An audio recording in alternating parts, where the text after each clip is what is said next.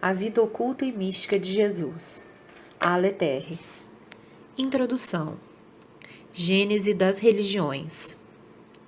Admitamos por um momento que nosso benévolo leitor, seja ele de que culto ou crença for, tivesse de fazer como missionário uma grande excursão pelos sertões do Mato Grosso.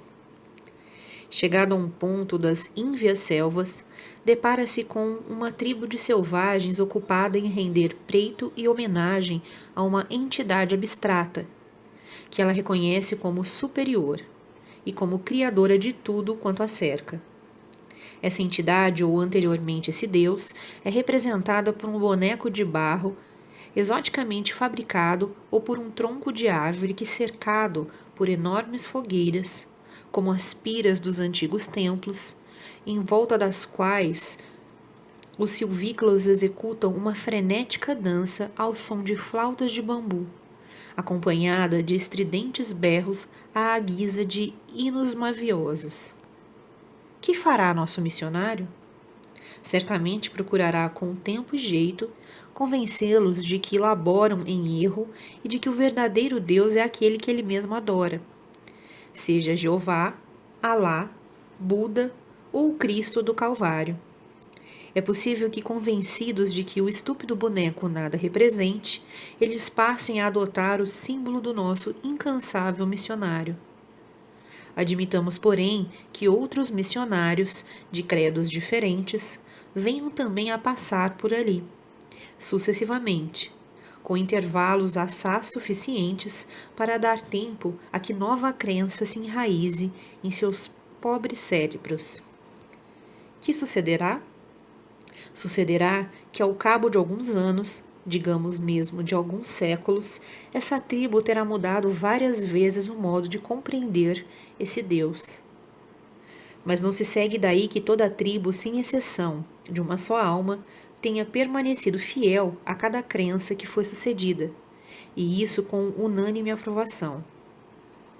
É indubitável, dada a diversidade de mentalidades, que tenham surgido certas divergências no modo de encarar esse Deus e seus atributos, ou mesmo na maneira de cultuá-lo nas sucessivas crenças, resultando dali então as exegeses e os cismas que acabaram por dividir esses cultos em outros tantos cultos, ou seitas contrários e inimigos, a ponto de se odiarem por morte.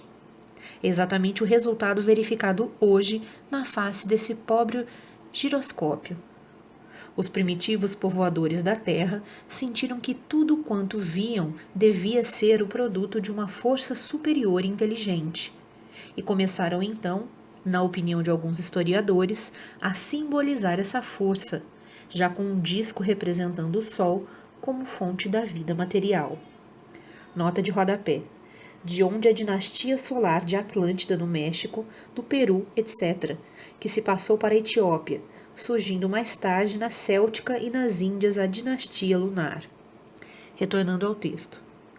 Já com um tronco de árvore, de onde foram surgindo os esteios da cabana, que se transformaram em colunas do templo, etc. Pela observação e pelo estudo da natureza, movidos pelas necessidades vitais, as indústrias foram sendo criadas, as artes nasceram, a ciência se manifestou, até se condensar em academia. Revelação. Foi então que a religião fora revelada aos mais puros, nascendo dali o templo, pois a religião é o suspiro do homem, cuja resposta vem do céu e não da terra. Que tivesse havido esta revelação. Está isso sobejamente confirmado por todas as religiões do mundo. Dupuy não crê na revelação, pois, segundo ele, só a razão humana é que tudo definiu. Mas ele não reflete que essa razão, que não é criação do homem, mas sim da razão suprema, que lhe deu em igualdade de grau para raciocinar e tirar conclusões justas e força de comparações, estudos e experiências, é que constitui de fato a revelação divina, seja por inspiração ou suposto acaso.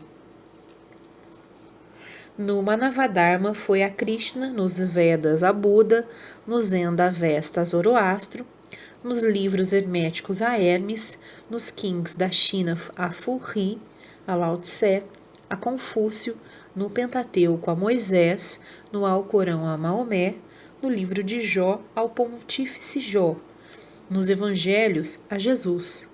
Todos eles afirmam terem recebido a verdade de Deus mesmo como a expressão nos seus divinos decretos. Confúcio, príncipe regente, repudiou tudo para dedicar-se ao sacerdócio, quando aos 50 anos recebia essa revelação. Daí a razão de ser a religião a síntese da ciência e não o contrário, o que seria absurdo. Charles Norman, sábio astrônomo do Observatório de Paris, sintetiza admiravelmente essa revelação em poucas palavras. Abre aspas. Na verdade, parece que nada manifesta a presença mística do divino, tanto quanto esta eterna e inflexível harmonia que liga aos fenômenos expressos por leis científicas. A ciência que nos mostra o vasto universo, concreto, coerente, harmônico, misteriosamente unido, organizado como uma vasta e muda sinfonia, dominada pela lei e não por vontades particulares. A ciência, em suma, não será uma revelação? Fecha aspas. É certo, e isso não pode sofrer a mais leve refutação, que a crença monoteísta, isto é, a de um só Deus Criador e Todo-Poderoso, existiu desde uma antiguidade pré-histórica e descrita nos livros anteriormente citados, sendo de notar que os Sastras são anteriores de 1500 anos aos Vedas, que por sua vez têm mais de 6.000 anos. Nos Vedas lê-se o seguinte, abre aspas, Deus é aquele que sempre foi. Ele criou tudo quanto existe. Uma esfera perfeita, sem começo nem fim, é sua fraca imagem. Deus anima e governa toda a criação pela providência geral dos seus princípios invariáveis e eternos. Não sonde a natureza da existência daquele que sempre foi. Esta pesquisa é vã e criminosa. Basta que dia a dia, noite a noite, suas obras manifestem sua sabedoria, seu poder e sua misericórdia. Trata de tirar proveito disso. Fecha aspas. O rei da Babilônia, Nabucodonosor, orava do seguinte modo, abre aspas, Criador por ti, Senhor, eu te abençoo. Tu me deste o poder de reinar sobre os povos segundo tua bondade. Constitui, pois, teu reinado. Impõe a todos os homens a adoração do teu nome. Senhor dos povos, ouve minhas preces.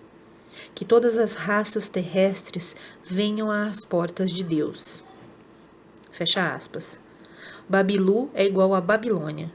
Nos antigos livros da China, nos Kings, encontra-se o seguinte, transcrito pelo imperador Kanki e compilado por Du Halde, página 41 da edição de Amsterdã. Abre aspas. Ele não teve começo e nem terá fim. Ele produziu todas as coisas desde o começo. Ele é quem governa como verdadeiro Senhor. Ele é infinitamente bom e infinitamente justo. Ele ilumina, sustenta e regula tudo com suprema autoridade e soberana justiça. Fecha aspas. Abre aspas. Se olharmos os olhos negros dos chineses, diz Max Miller, acharemos que ali também há uma alma que corresponde a de outras almas. E o Deus que ele tem em mente é o mesmo que nos empolga o espírito, apesar do embaraço da sua linguagem religiosa. Fecha aspas. Os druidas, nota de rodapé, que significa sábios, eram sacerdotes dos celtas, povos que existiram muito antes de ser conhecida a Índia, por serem, ao que se supõe, remanescentes da Atlântida. Retornando ao texto. Os druidas diziam que Deus é por demais incomensurável para ser representado por imagens fabricadas por mãos de homens, e que seu culto não pode ser prestado entre as muralhas de um templo, mas sim no santuário da natureza, sob a ramagem das árvores ou nas margens do vasto oceano. Para os druidas, o símbolo da vida e da luz era representado pelo termo Essus. Nota de rodapé. Leon Denis. Retornando ao texto. Há neste termo uma curiosa aparência de analogia com o nome que pretendemos estudar neste ensaio. O deus dos druidas era Beel, de onde o Baal da Caldeia, ao qual juntaram Teutales, similar de Tote Hermes do Egito. Foi São Judicael quem no século VII aboliu o druidismo que ainda existia confinado nas florestas da Brocelianda. No Tibete, segundo o padre Huk, os lamas dizem que, abre aspas, Buda é o ser necessário, independente, princípio e fim de tudo. É o verbo, a palavra, a terra, os astros, os homens e tudo quanto existe são uma manifestação parcial e temporária de Buda. Tudo foi criado por Buda, no sentido de tudo vir dele como a luz vem do sol. Todos os seres emanados de Buda tiveram um começo e terão um fim. Mas assim como eles saíram necessariamente da essência universal, eles terão de ser reintegrados. É como os rios e as cachoeiras produzidos pelas águas do mar, que após um percurso mais ou menos longo vão novamente perder-se na sua imensidade.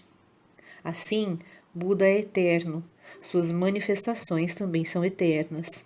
Fecha aspas. Lê-se no Livro dos Mortos do Antigo Egito. Nota de rodapé. Lançado no Brasil pela Madras Editora. Abre aspas. Eu sou aquele que existia no nada. Eu sou o que cria. Eu sou aquele que se criara por si próprio. Eu sou o ontem e conheço o amanhã, sempre e nunca. Fecha aspas. O Templo de Sás, antiga cidade do Baixo Egito, trazia gravada em seu frontispício: Eu sou tudo que foi, que é e que será. E nenhum mortal jamais levantou o véu que me encobre. Era o Deus desconhecido.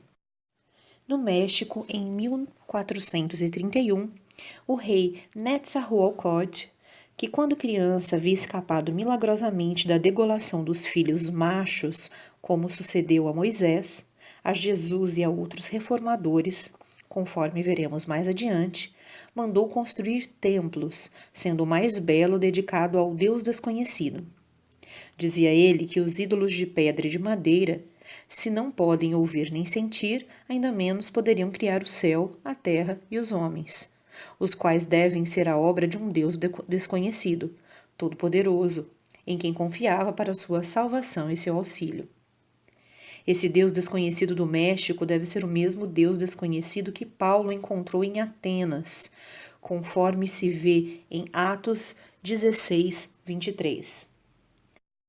O ser supremo dos astecas era denominado Teutl. Era impessoal e impersonificável. Dele dependia a existência humana. Era a divindade de absoluta perfeição e pureza em quem se encontra a defesa segura. Nos livros de Hermes, escritos há mais de 6.000 anos, encontra-se o seguinte diálogo tido como de Thoth, que bem define o espírito moral e intelectual daquelas eras. Abre aspas. É difícil ao pensamento conceber Deus e à língua de exprimi-lo. Não se pode descrever uma coisa imaterial por meios materiais. O que é eterno não se alia senão dificilmente ao que está sujeito ao tempo. Um passa, outro existe sempre. Um é uma percepção do espírito e o outro uma realidade. O que pode ser concebido pelos olhos e pelos sentidos como os corpos visíveis pode ser traduzido pela linguagem. O que é incorpóreo, invisível, imaterial, sem forma, não pode ser conhecido pelos nossos sentidos. Compreendo, pois, Thoth, que Deus é inefável. Fecha aspas. Nos mesmos livros lê-se também o seguinte, abre aspas, desconhecendo nossas ciências e nossa civilização, as gerações futuras dirão que adoramos astros, planetas e animais, quando de fato adoramos um só Deus criador e onipotente. Fecha aspas. Na antiga Pérsia, Zoroastro chamava de Mitra, o Deus criador, sendo Osmud o pai. No Egito era Osíris, na Fenícia era Adonis, na Arábia era Baco, na Frígia era Atis. Moisés denominou de Jeová, por assim lhe ter declarado o próprio Deus. Maomé adora-o sob o nome de Alá. Orfeu, o criador da mitologia grega, considerado por isso pelos católicos como o chefe do paganismo, assim se exprime, segundo Justino o Mártir, em sua obra órfica. Abre aspas. Tendo olhado o Logos divino, assenta-te perto dele, dirigindo o esquife inteligente do teu coração e galga bem o caminho e considera somente o Rei do mundo. Ele é único, nascido de si mesmo, e tudo vem de um só ser. Fecha aspas. E, como veremos mais adiante, Orfeu conhecia a Trindade divina. Na obra de Apuleio, Metamorfoses 11:4, escrita no século II da nossa era, Ísis, a deusa egípcia, declara que ela é a própria natureza divinizada.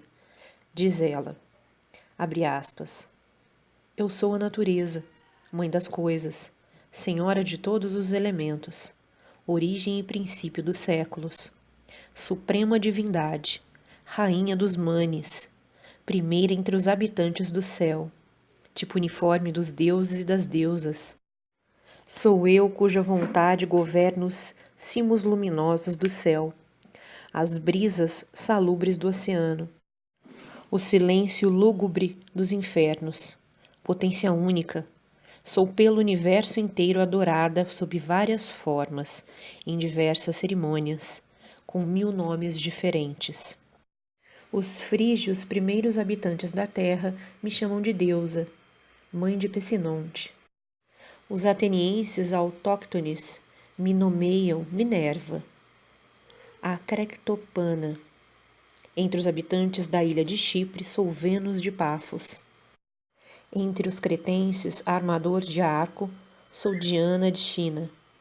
Entre os sicilianos que falam 3 línguas, sou Proserpina, a Utigiana.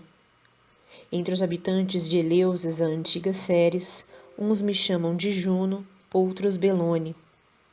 Aqui Hécate, acolá a deusa de Ramonte. Mas aqueles que foram os primeiros iluminados pelos raios do sol nascente, os povos etiópios, arianos e egípcios, poderosos pelo antigo saber, estes sós me rendem um verdadeiro culto e me chamam pelo meu verdadeiro nome, a rainha Ísis. Notas de rodapé. O silêncio lúgubre dos infernos. Subentende-se o interior da terra. Nota 11. A rainha Ísis. As palavras que destacamos se relacionam, como veremos, com o ciclo de Rama. Retornando ao texto. Todos os milhares de tribos da África, tanto as do litoral como as das regiões centrais, algumas de difícil contato entre si e ainda menos com o europeu, adoram um Deus supremo criador, onisciente, misericordioso e sumamente bom. Por isso nunca faz mal à sua criatura. Razão pela qual não lhe prestam nenhum culto, nem lhe dirigem preces, nem procedem a sacrifícios de animais em holocausto. Todos os fenômenos da natureza, como chuvas, raios, tremores de terra, vulcões, doenças e mortes, são obras de maus espíritos dos seus antepassados que perseguem os vivos. A esses é que eles rendem culto, como fazem os chineses com o culto aos antepassados. A esses maus espíritos é que eles dirigem suas orações e sacrifícios, a fim de aplacá-los ou praticando rituais excessivamente barulhentos para afugentá-los. Essa crença é encontrada igualmente entre nossos silvícolas, se bem que a raça seja diferente. Tudo isso concorre para corroborar as teses da revelação e da universalidade da religião, bem como a de um ou mais cataclismas que teria dividido as raças, espalhando-as por vários continentes, de onde surgiram os cismas e por milhares de cultos. Abre aspas. Para definir Deus, seria preciso empregar uma língua cujas palavras não pudessem ser aplicáveis às criaturas terrenas. Fecha aspas. Nota de rodapé. J. Simon. Tal crença em um só Deus onipotente, em suma, com todos os predicados do catolicismo, existe desde uma inconcebível antiguidade e chegou a alcançar em sua pureza a era de 3.200 anos antes de Jesus Cristo, ou seja, hoje há mais de 5.200 anos. Os europeus, entretanto, apenas saídos do lodaçal da barbárie, julgaram-se com o direito de se erigirem como censores da antiguidade, considerando os homens que ilustraram aqueles tempos como doidos, impostores, ignorantes, ateus, fanáticos e hereges. No entanto, à geração moderna ocidental se podem aplicar esses epítetos, anarquizada como ficou pelas divisões e subdivisões do cristianismo, do qual surgiu o mais intolerante culto que a terra jamais viu, o catolicismo. Os povos da antiguidade, como ainda hoje os da Índia, do Egito, da China, eram e são profundamente religiosos, e seus atos foram e são pautados por uma incomparável moral. Não é, pois, possível taxar-se esses homens ou esses povos de bárbaros, pagãos, ateus ou idólatras, sem confessar má-fé ou falta de erudição, e, portanto, incompetência para a crítica científica e histórica. E, se fanático possa haver, é de certo aquele que o fizer. Diz Max Miller. Abre aspas. Há pessoas que, por pura ignorância das antigas religiões da humanidade, adotaram uma doutrina, menos cristã. Certamente que todas as que se encontram nas religiões antigas. Essa doutrina consiste em considerar todos os povos da terra, antes do advento do cristianismo, como ateus e condenados pelo Pai Celeste, que eles não conheceram e, portanto, sem esperança de salvação.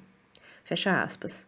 A única base teológica propriamente dita da teologia cristã reside nos primeiros versículos de João, que são copiados da teologia pagã.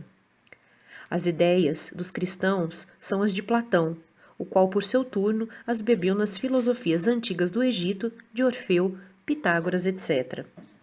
Santo Agostinho, doutor da Igreja Católica, reconhece que se encontram em todos os povos do mundo as mesmas ideias que tinham os cristãos sobre Deus, sejam eles platônicos, pitagóricos, atlantas, líbios, egípcios, indianos, persas, caldaicos, citas, gauleses, espanhóis, etc.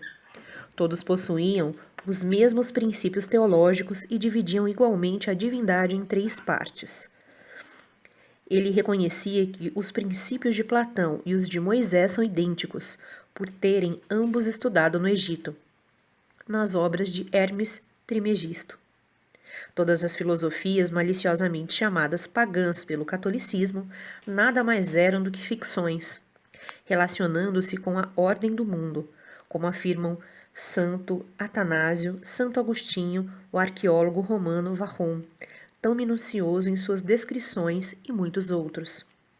Os próprios materialistas modernos, para citar só 2, Brazé e Ledantec, que se combatem sobre os limites da biologia, curvam-se involuntariamente em reconhecer um Criador supremo de todas as coisas.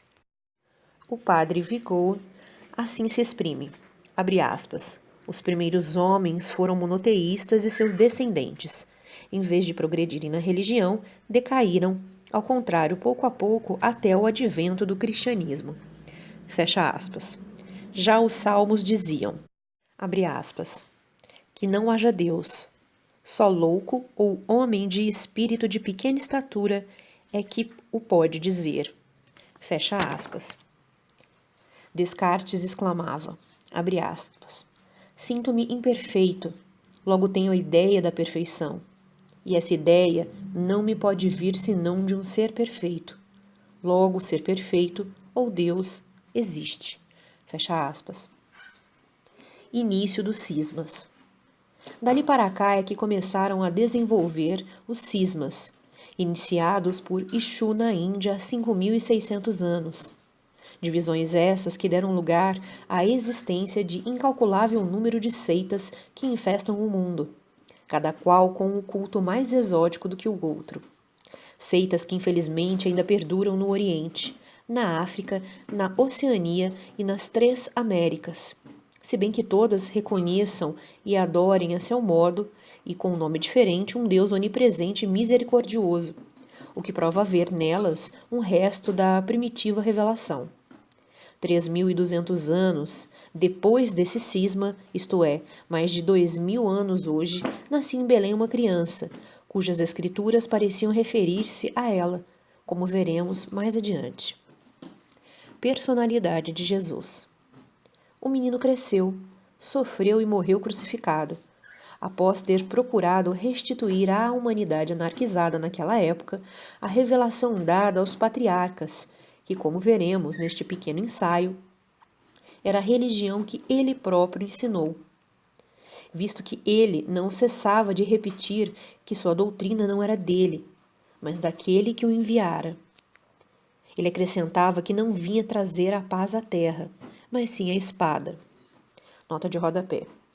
Mateus 10, 34. Esta tradução deve estar errada, pois colide com todo o ensino de Jesus, que é exatamente o contrário.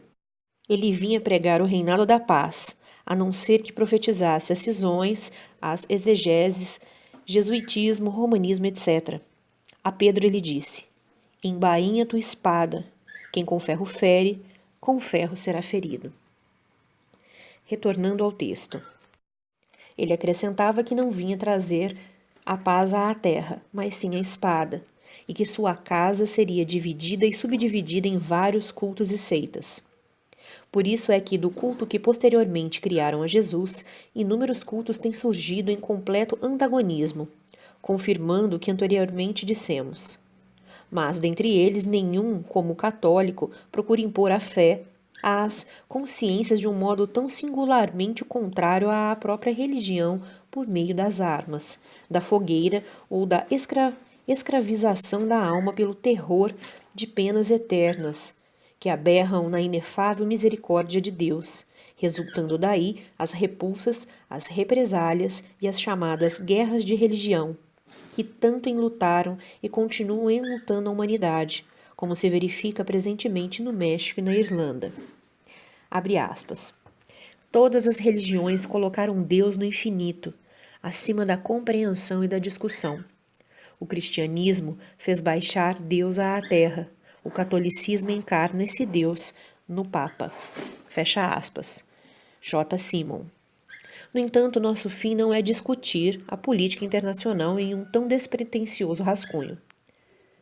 Acudiu-nos à mente estudar a origem do nome de Jesus e qual era a sua religião, pela leitura de La Vie cachée de Jesus, do erudito professor da Sorbonne, Charles Guilbert, que trata no capítulo 1, parágrafo 1 do Nome de Jesus, seu sentido, sua escolha por Deus e sobre a possibilidade de ser ele histórico. Diz ele: não seria que uma sólida tradição tivesse imposto o nome de Jesus? O destaque é nosso. Abre aspas. Não me iludo com a fraqueza do argumento, pois esta redação poderia repousar sobre uma lenda ou uma interpretação arbitrária anterior ao redator de Mateus.